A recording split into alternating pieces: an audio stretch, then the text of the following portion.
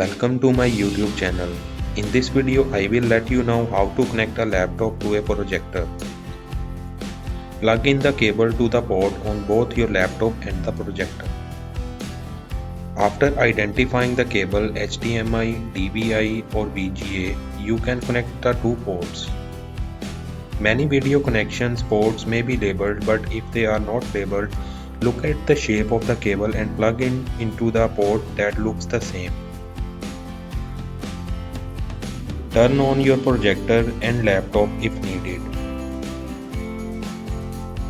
Both your laptop and the projector need to be on to continue. Press Windows plus P and select a sharing option.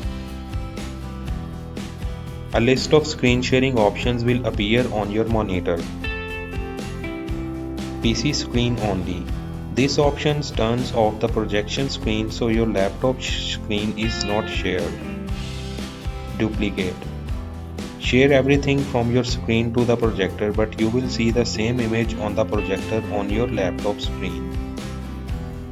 Extend. This option treats the projector as an extension for your laptop screen and offers you more space for anything you want to share. You will have to drag from your laptop screen to the projection area. Second screen only.